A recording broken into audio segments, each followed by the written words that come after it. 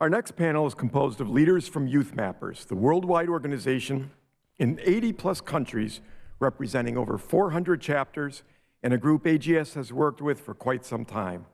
And to moderate this panel, we are fortunate to have with us one of the original founders of YouthMappers, Dr. Patricia Solis. Patricia, I'll let you introduce your panel.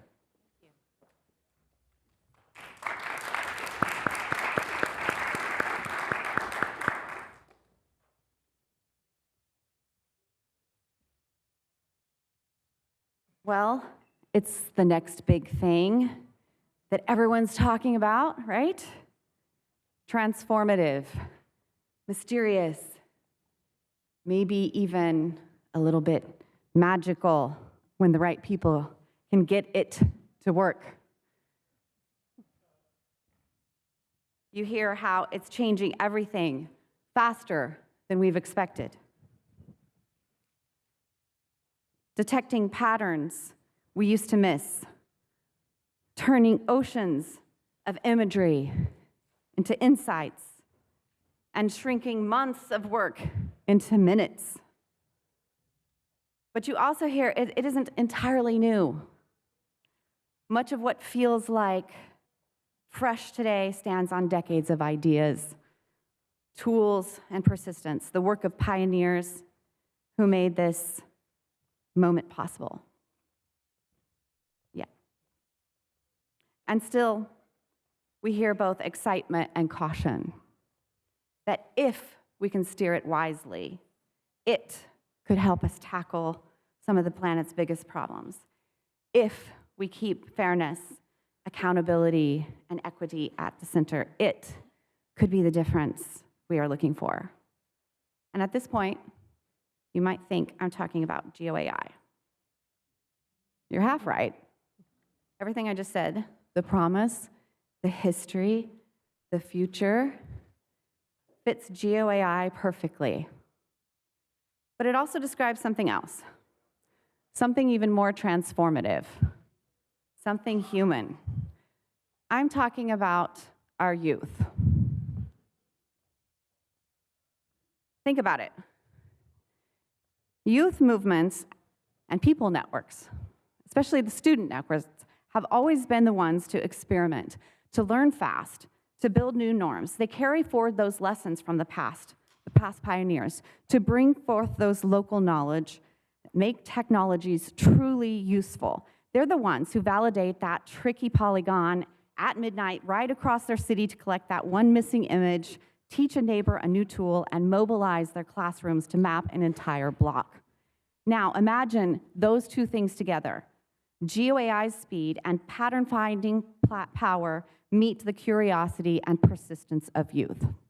That's the combination that looks a lot like YouthMappers, a global network of students using open mapping and sometimes GeoAI to make their communities visible, to inform public health and climate resilience, to power connectivity and energy access. Tonight, as YouthMappers celebrate our 10th anniversary, we'll share stories from across continents where that pairing, GeoAI and youth-led mapping, open mapping, have changed real outcomes in the places where 68 million people live on planet Earth.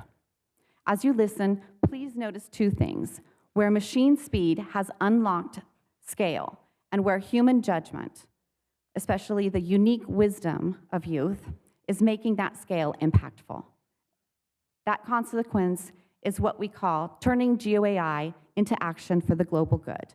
And it's the story YouthMappers has been writing for 10 years.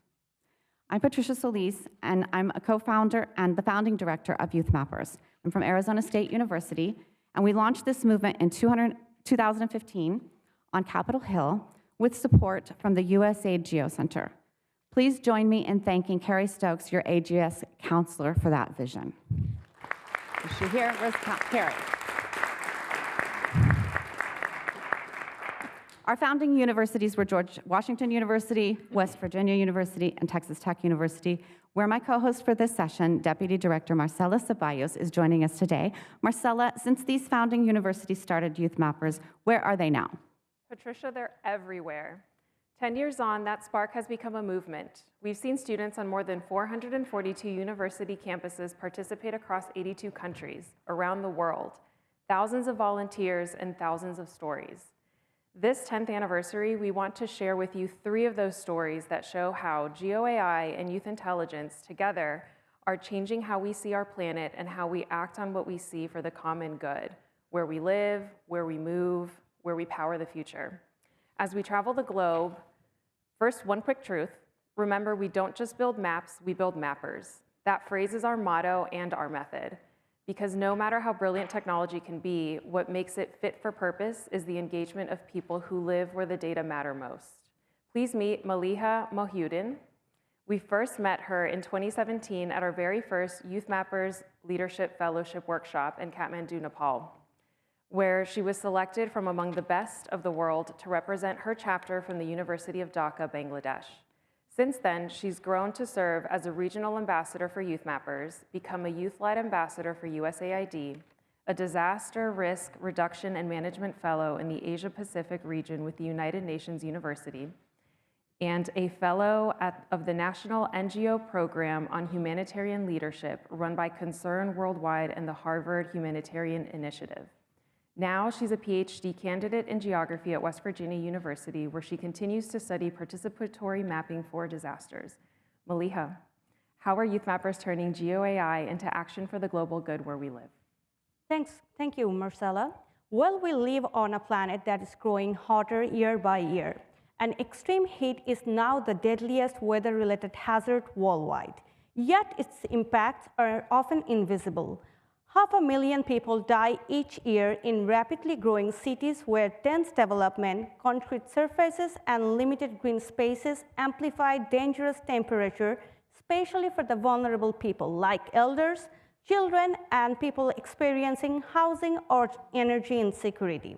But in my conversation with women about this community disaster management, I see a hidden problem. Whole communities are often simply not well represented in the maps that planners use to determine where response strategies are needed. If your home is not on the map, you are invisible to the systems that plan cooling centers, deliver health outreach, or route emergency teams. You cannot cool what you cannot see. And yet, there are so many invisible silent places. How can we map them all? GeoAI can help. Thousands of youth mappers have been using augmented mapping that leverages computer vision to rapidly map missing vulnerable places, like me, Faye in the Philippines, Adamu in Nigeria, Miriam in Arizona, are mapping where vulnerable people reside so their homes are contemplated in heat action plans. Our main tool is the Rapid Editor, an AI assistant OpenStreetMap editor that suggests building footprints. First, the computer scans the imagery, proposes polygons where buildings are like. Then youth mappers validate, correct, and add attributed data, and importantly, add local knowledge of extreme heat solution and advocate for use of the results once a campaign is complete. In the Philippines, Faye's chapter took temperature measurement in schools and parks, and she provided data to the World Bank for evaluating the condition of the critical buildings and spaces for children in Manila, where she lives. In Nigeria, Adamu chapter validated health facility data and building footprints, even conducting site visits to confirm where the health clinics were still operational. They calculated the distance from these clinics to the home of local residents and forwarded that result to the national government to update Nigerian master health facility list. Using Mapillary's GeoAI tools, the power status of these facilities were determined, offering accurate location for future planning in Gombe, where he lives.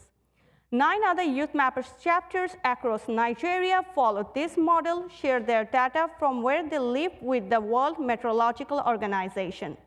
In the US, Miriam mapped the extreme heat vulnerability of people living in mobile home communities in Arizona, where there are 6 times more likely to die from heat exposure than people in other housing types. In response, mappers helped to make vulnerable communities more visible by creating training data for the GeoAI algorithm that identifies mobile homes. This project resulted in adding nearly 10,000 households that were not previously identified as such on the state map.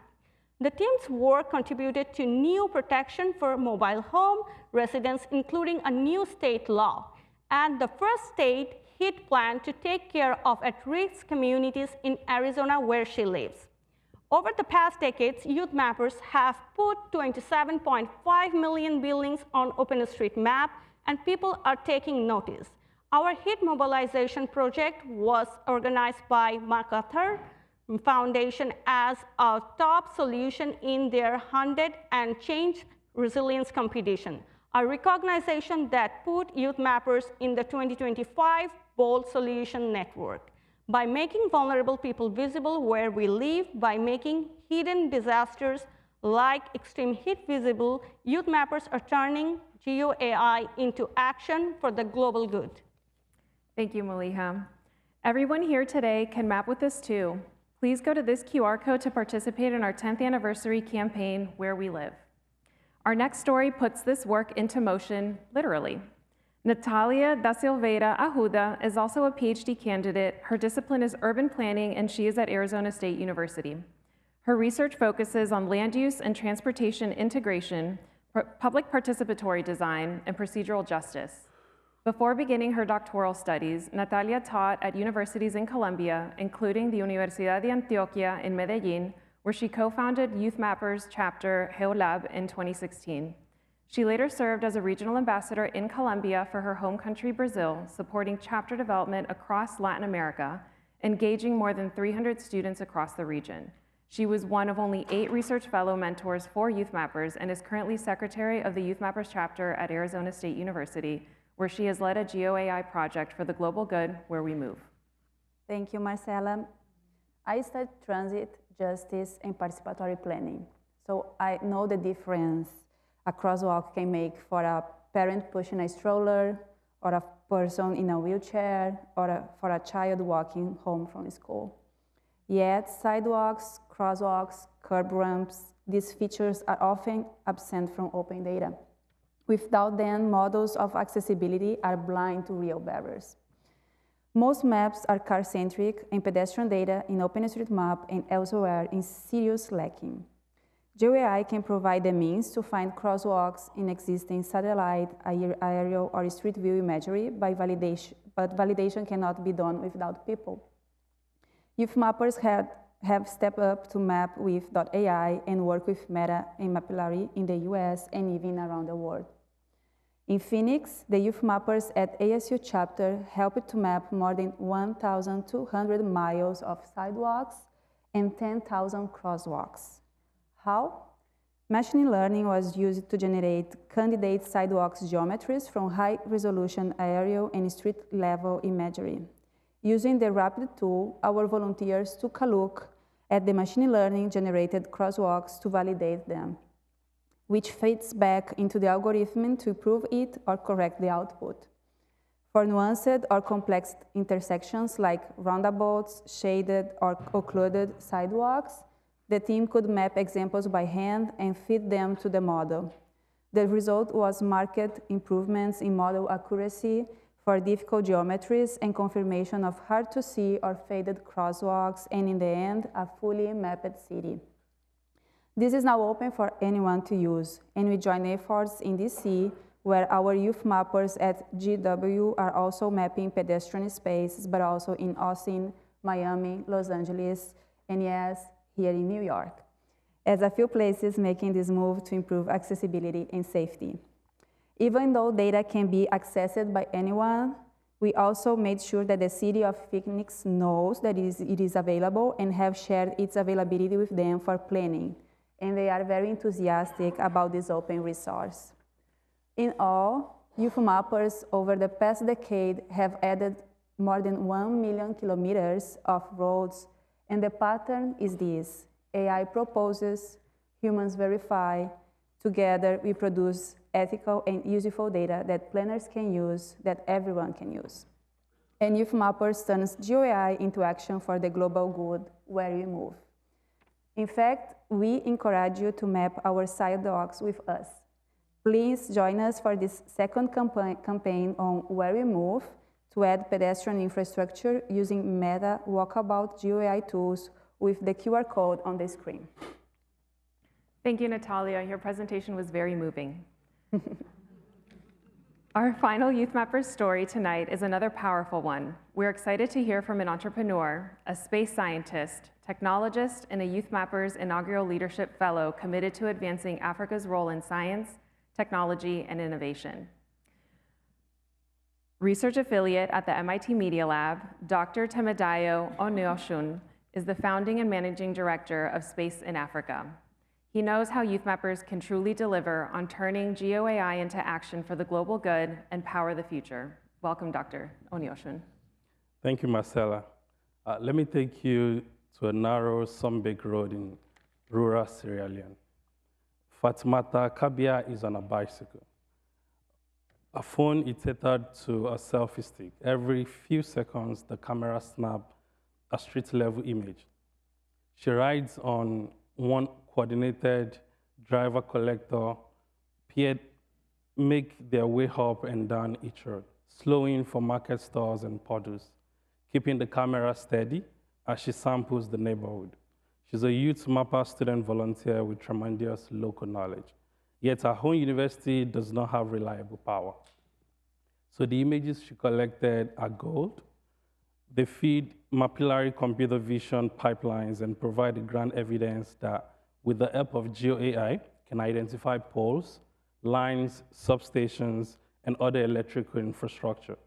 Together with the imagery from satellites and drones, and with the knowledge of local YouthMappers, this work reveals who has access to power and who does not. Why does this matter?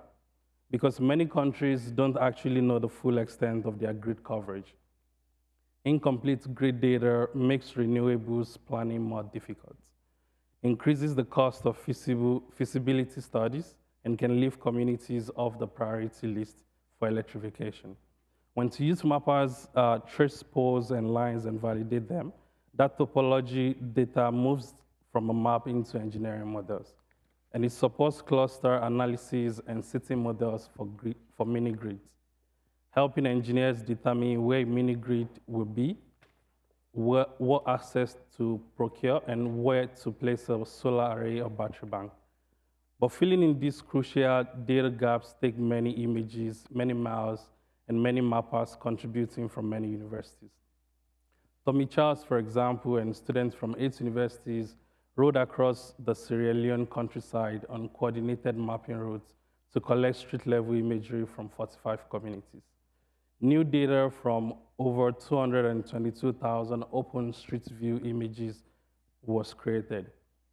About 70,000 new grant-treated buildings were also added to OSM.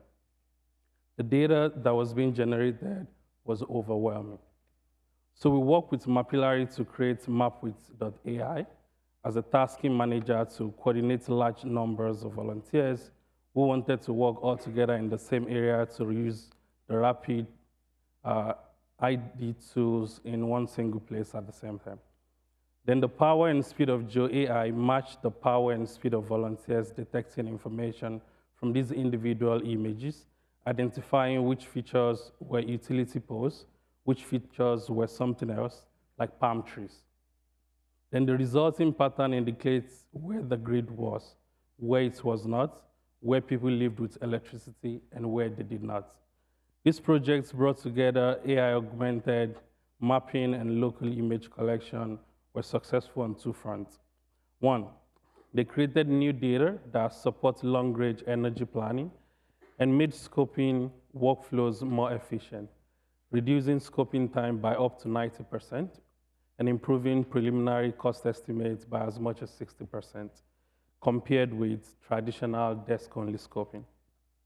The data were used by private sector mini-grid solar companies for financial planning, feasibility assessment for 45 residential communities across Sierra Leone. The results were delivered to the Ministry of Energy for Rural Development Planning to support the national government of Sierra Leone's goal to provide access to 5.9 million people by 2030. In plain terms, projects get from concept to shovel-ready faster and cheaper, which means more communities get power sooner. You see, YouthMappers like me are born entrepreneurs, curious, sometimes impatient, problem solvers and doers. The human dimension to this is that power changes lives, often disproportionately benefiting women and girls. It reduces time-intensive household tasks, enables night schooling, powers clinics and refrigeration. Power allows entrepreneurs to start small businesses. When you give a community light, you give them time, safety, income, opportunities, and resilience. You too can join us in mapping the power grid, but not with your motorcycles. You can use my favorite imagery, satellite imagery, and the QR code in our Trio of 10th anniversary campaign, where we have teamed up with Map Your Grid to bring transmission lines, towers, substations visible from satellite imagery and other sources into OpenStreetMap. The ambition of YouthMappers and Map Your Grid is to move open grid coverage from about 70% to 98% in the coming years. That is necessary to ensure that the most vulnerable and energy insecure are contemplated in planning for a renewable, affordable, and powerful future, turning GeoAI into action for the global good and to power the future. Thank you, Dr. Oniosun. What a powerful presentation. We hope you all have enjoyed these stories that have been 10 years in the making. Capitalizing on web-based geospatial technologies, GeoAI, and a network of universities around the globe, our mission has succeeded in cultivating a generation of young leaders to create resilient communities and define their world by mapping it. We don't just build maps, we build mappers. GeoAI has been a part of the YouthMappers story, but I hope you have seen how YouthMappers has been a part of turning GeoAI into action for the global good, where we live, where we move, and where we power the future. As we look ahead, the next 10 years hold even greater potential. More innovations, more partnerships, and more youth-led solutions shaping a world that is equitable, connected, and resilient. Thank you, and have a good night.